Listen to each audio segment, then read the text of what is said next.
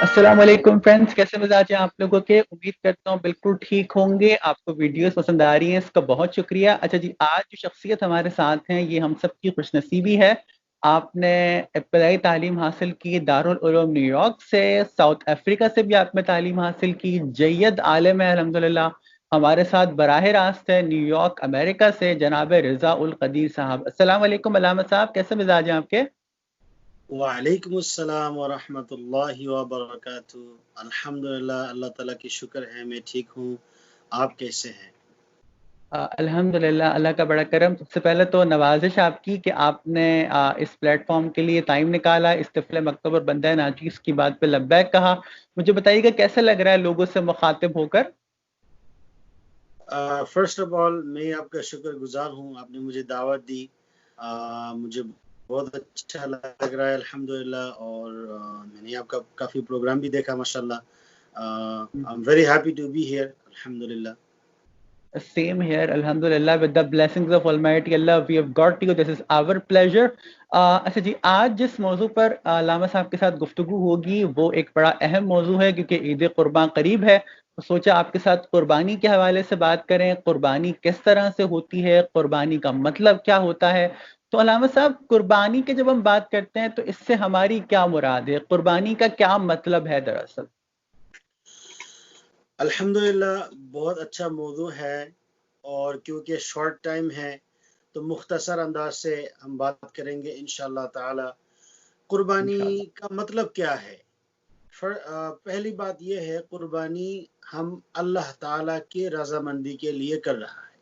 ये है हम्म। कुर्बानी का मतलब, और कुछ नहीं। क्योंकि अल्लाह ताला ने खुद कुरान पाक में क्या फरमाया?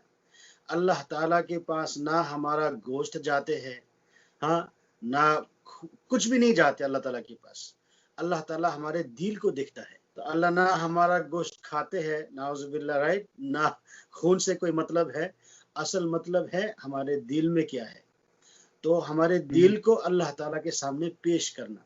तो हम ये सबक कहाँ से मिलते हैं? हम अगर हज़रत इब्राहीम अलैहिस्सलाम के किस्सा को सामने रखेंगे तो ये अल्हम्दुलिल्लाह हमें समझ में आता है कि इब्राहीम अलैहिस्सलाम ने अपने महबूब, सबसे महबूब चीज़ जो है आपका बेटा हज़रत इस्माईल अलैहिस्सलाम, उनको अल्लाह ताला के सामने पेश किया। तो यहाँ से क्या नज़र आते हैं? पेश करना है अपने आप को।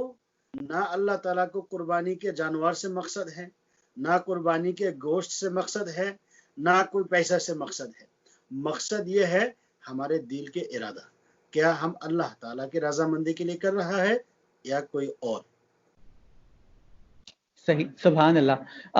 अलामा साहब, कुर्बानी के जानवर के बारे में उमूमन लोगों को थोड़ा-सा मिसकंसेप्शन होता है कि जानवर कैसा होना चाहिए, वो उसकी क्या उम्र होनी चाहिए। तो मैं चाहूँगा ज़रा आप 2-3 जानवर जैसे कि गाय है, बकरा है, बकरी है, भेड़ है, दुम्बा है, ज़रा इनके हवाले से थोड़ा-सा वज़ाहत से बता दें लोगों को मुख्तसरन कि इनका किस तरीके से क्या उम्र होनी चाहिए, कितने दाँत होने चाहिए कि ये जानवर कुर्बानी के लिए सही करार दिया जाएगा।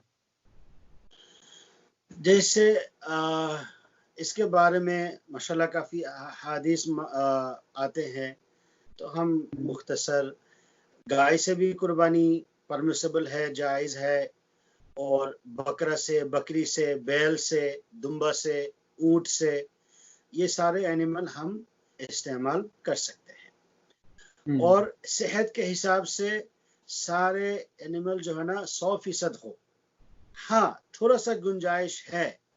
फॉर एग्ज़ाम्पल, थोड़ा-सा आँख में प्रॉब्लम है, या पैर में, एक पैर में प्रॉब्लम है, वगैरह-वगैरह, वो इस किस्म की जानवर परमिसिबल है। हुँ। अच्छा, ऐसा है एक आँख आँख में प्रॉब्लम की जो आपने बात की तो मैं चाहूँगा थोड़ी-सी वज़ाहत कर दें। क्या जानवर मुकम्मल तौर पर नाबीना हो तो कुर्बान हो सकता है या अगर उसकी नज़र थोड़ी-सी कम हो तो कुर्बान हो जाएगा? मुकम्मल से नहीं, थोड़ी-सी हो तो उससे कुर्बानी हो जाती है। जी। ठीक है, ठीक है। और जी। एज,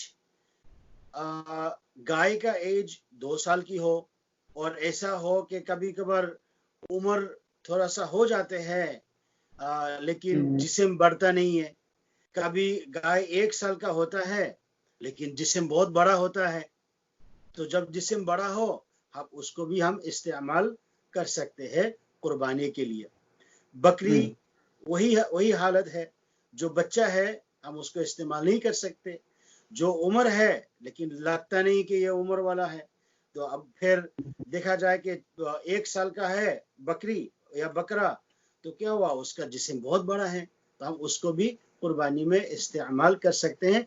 इसमें और सी बहुत से बातें हैं कि बकरा है तो इतना महीना, बकरी है तो इतना महीना, तो तफसील से बात करूंगा तो टाइम लगेगा। तो मुख्तसर अंदाज ये बात है कि कम से कम 1 साल हो और वो जानवर देखने में बड़ा हो, जिसको लगता है कि भाई ये साल से बड़ा है, 2 साल से बड़ा है, कम से कम ऐसे जानवर हो कुर्बानी के लिए। सही।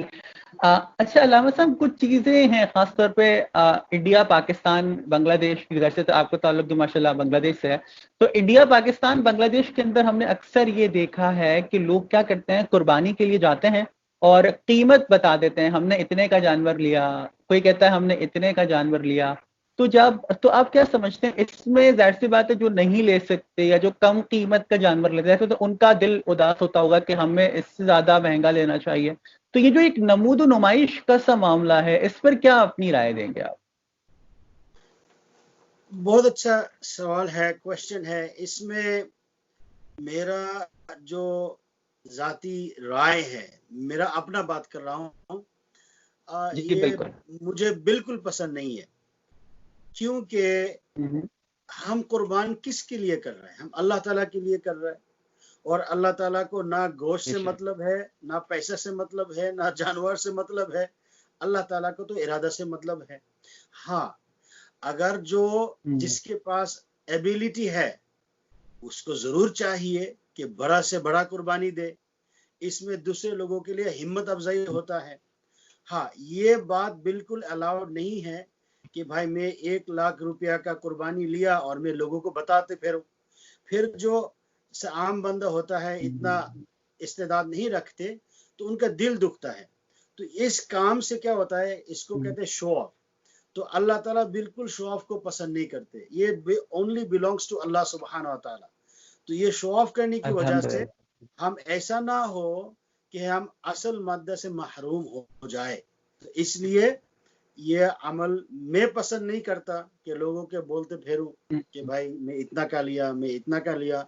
ये कुर्बानी कोई डिबेट नहीं है कि भाई मैंने इस साल 1 लाख का लिया, 2 साल का लिया, 2 लाख का लिया, बल्कि मियाँ नरेगी हो और अल्लाह ताला ने मुझे तौफीक दी, अल्हम्दुलिल्लाह, ये होना चाहिए, मेरे जाती राय है। अल्हम्दुलिल्लाह, बिल्कुल सही कहा। और इसमें एक चीज और भी होनी चाहिए ना, कि जैसे अगर आप मिसाल के तौर पर 3 लाख का जानवर लेते हैं, तो बजाय इसके एक 3 लाख का जानवर लेने के आप 3 लाख के 3 जानवर ले लें, ताकि ज्यादा से ज्यादा जो गोश्त है वो गरीबों तक पहुंच सके।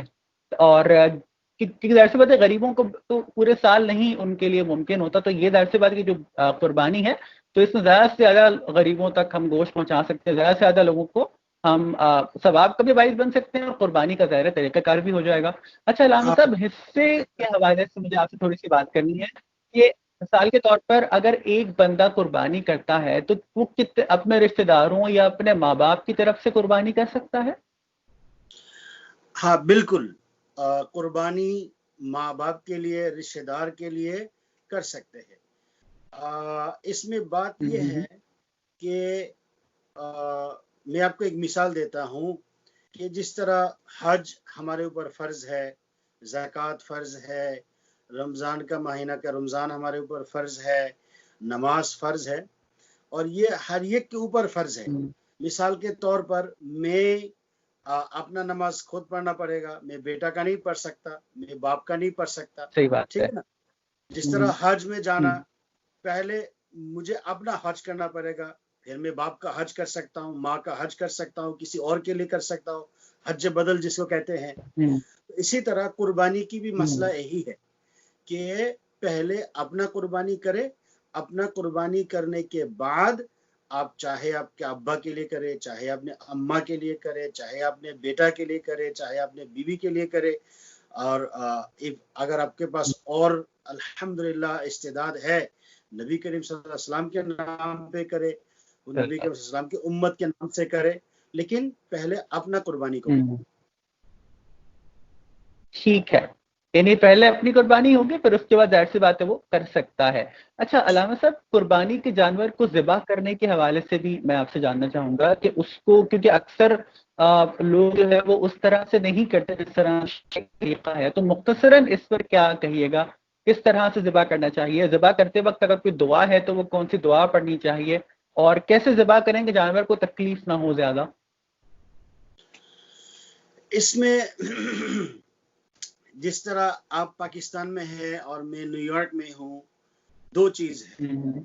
हमारे यहाँ मुकम्मल सुन्नत के ऊपर अमल करना काफ़ी मुश्किल है, बाज़ औक़ात नामुमकिन भी हो जाता है। लेकिन जो इंडिया, पाकिस्तान, बांग्लादेश में हम रहते हैं, वहाँ पे ये चीज़ें फ़ॉलो करना बहुत आसान है। मिसाल के तौर पर इंडिया, पाकिस्तान, बांग्लादेश में अपने हाथ से कुर्बानी कर सकते हैं। अमेरिका में बाज़ औक़ात बाज़ स्लॉटर हाउस अलाउ करते हैं, बाज़ अलाउ नहीं करते। ये बहुत फ़र्क है हमारे मुल्क में और यहाँ न्यूयॉर्क में। उसके बाद कैसे किया जाए? तरीका ये है कि जानवर है, उसके अंदर भी जान है, उसके अंदर भी फीलिंग है। तो इसके लिए सबसे अव्वल नंबर पे ये है, जिस छुरी से हम ज़िबा करेंगे वो ज़्यादा से यानी ए क्लास हो, शार्प हो। वन टाइम, एक मरतबा आप फिराएंगे ताकि वो जानवर के गला कट जाए, इस तरह हो, बहुत शार्प हो। ऐसा ना हो कि एक के बाद आप फिराते जा रहा है, फिराते जा रहा है, फिराते जा रहा है, गला नहीं काट रहा है, ये जानवर को तकलीफ देना होता है। तो नंबर 1 ये हो कि जो नाइफ आप इस्तेमाल कर रहा है बहुत ही शार्प हो। उसके बाद हमारे अपने मुल्क की बात कर रहा हूँ, इंडिया, पाकिस्तान, बांग्लादेश। बाज़ औक़ात एक घर में एक से ज़्यादा जानवर जो है ना कुर्बानी किया जाता है। उस वक़्त जहाँ पे कुर्बानी करेंगे वहाँ पे सिर्फ एक एनिमल को लाया जाए, चाहे बकरी हो, बकरा हो, गाय हो, एक को लाए, उसको ज़िबा करें, उसके बाद दूसरा, उसके बाद तीसरा। ऐसा ना हो कि सबको एक जगह पे खड़ा किया और एक के सामने, यानी सबके सामने एक के बाद एक ज़बाई किया जा रहा है, ये नामुनासिब है। तो अलग-अलग जगह पे किया जाए, सब जानवरों के सामने ना किया जाए, इसको एहतियात करनी चाहिए। और ऑफ कोर्स अगर आप सिर्फ बिस्मिल्लाह अल्लाहु अकबर कह देंगे ये भी काफ़ी है माशाल्लाह, ठीक है ना। और हमारे न्यूयॉर्क वगैरह जो हम अमेरिका में रहते हैं, इधर बहुत मुश्किल है हम स्लॉटर हाउस में जाना, उधर ज़बह करना। और मैं एक चीज़ भूल गया, जैसे जब हम जानवर को ज़मीन पे लेटाएंगे उस वक़्त किबला की तरफ हो, कि आदमी किबला की तरफ मुँह करे और जानवर का सर आदमी का बाएं तरफ हो और बॉडी दाएं तरफ हो, तो फिर ज़बह करे किबला की तरफ। लेकिन हमारे यहाँ अमेरिका में थोड़ा सा ये मुश्किल है, जानवर को पकड़ना, ज़मीन पे लेटाना। कभी मैंने देखा है कि वो काफ़ी जो गाय वगैरह होता है बहुत बड़ा होता है, उसको लेटाना भी बहुत मुश्किल है। तो वो जो मशीन के ज़रिया उसको पकड़ के खड़ा करके फिर ज़बाई करते हैं, मैंने देखा है। तो हमारे यहाँ के हालत थोड़ा सा डिफरेंट है इंडिया, पाकिस्तान, बांग्लादेश के बजाय। सो वहाँ पे कोशिश करें कि जानवर को लेटाया जाए, जो नाइफ है वो बहुत तेज हो और एक ही मर्तबा किया जाए। इन चीज़ों की वहाँ पे फॉलो करें। और अमेरिका इन में चीज़ों का ख्याल रखना बहुत ज़रूरी है। जी, और अमेरिका में अगर खुद अपने हाथ से नहीं कर सकते, कम से कम कोई मुसलमान उसको ज़बह करे। अगर मुसलमान नहीं करेगा तो वो हलाल नहीं हुआ, तो इसका ख्याल रखें। सही। अच्छा, कुर्बानी कर्ज लेके की जा सकती है अलामा साहब? मिसाल के तौर पर अभी मेरे पास पैसे नहीं है, तो मैंने किसी से कर्ज ले लिया कि भाई मुझे इतना कर्ज दे दो, मैं कुर्बानी करना चाहता हूँ, ये मुमकिन है? ऐसे हो सकती है कुर्बानी?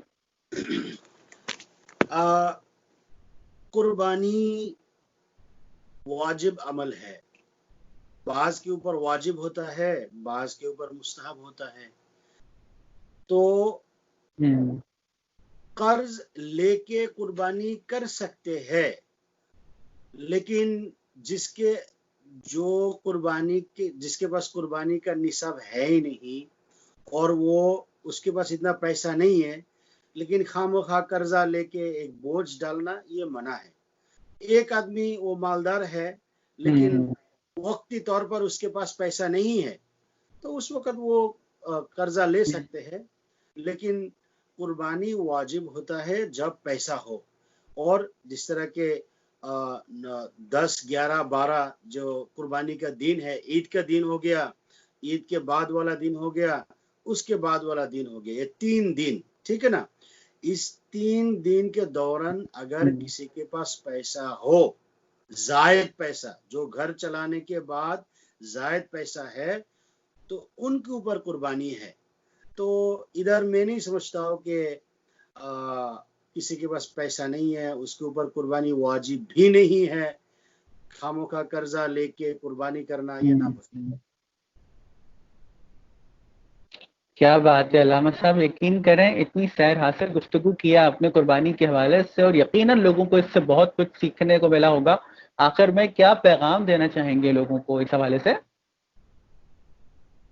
अल्हम्दुलिल्लाह, आज हम इधर मगरिब के बाद आज जुल्हिज्जा का 4 दिन खत्म हुआ, अभी 5वां दिन शुरू हुआ हमारे लिए यहाँ।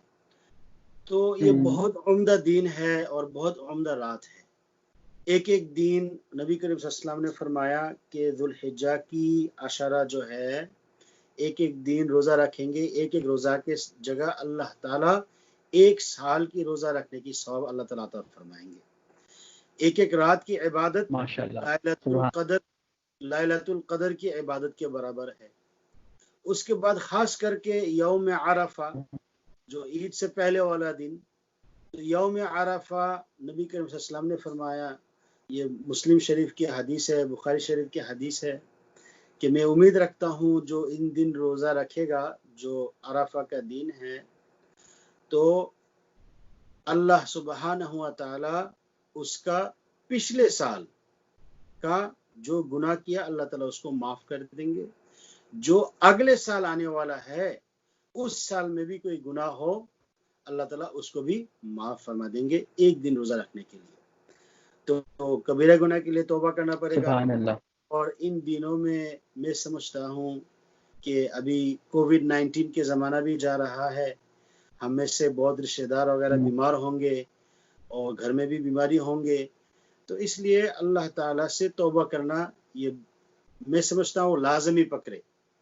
तौबा करें इन दिनों में, इस्तिग़फ़ार करें और अल्लाह ताला से ज़्यादा दुआएं करते रहे। इस साल सबके दिल में इरादा था कि हज में जाएंगे, लेकिन मुमकिन नहीं हुआ, तो इसके ऊपर भी तौबा करें कि हमारे ऊपर हालत आ गया, हम मुसलमान हैं, जिस तरह हमें चलना चाहिए, जिस तरह हमें इबादत करना चाहिए, उस तरह हम नहीं कर रहा है, इसलिए हमारे ऊपर यह मुसीबत आया।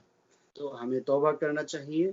यही मैं साथियों को मैसेज देना चाहूँगा कि बहुत अहम दिनों से दिन हम गुजर रहे हैं, तो इन दिनों की पूरा फ़ायदा लेना चाहिए।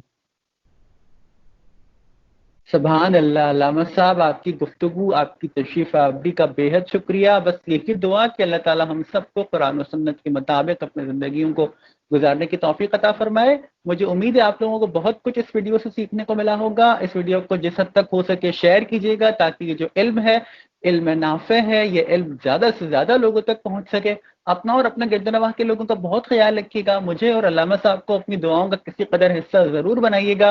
जिस ज़िंदगी ने वफ़ा की और हालात साज़गार रहे, तो आपसे बहुत जल्द किसी और वीडियो में किसी और ज़बरदस्त से टॉपिक के साथ मुलाकात होगी। चैनल को जिस हद तक हो सके सब्सक्राइब कीजिए, वीडियो को लाइक और शेयर लाजमी कीजिएगा। अगर आपका कोई सवाल हो इस हवाले से, तो आप मुझे यूट्यूब के कमेंट सेक्शन में भी लिख सकते हैं। मेरा फेसबुक पेज है क्यूरेटर्स, मेरा ट्विटर आईडी है वकार_रज़ाक। आप यहाँ भी सवाल भेज सकते हैं, हम कोशिश करेंगे आपको जवाब लेकर आपके सवाल के मुताबिक आपको जवाब दिया जाए। इजाज़त दीजिए, अल्लाह हाफ़िज़ एंड स्टे क्यूरियस।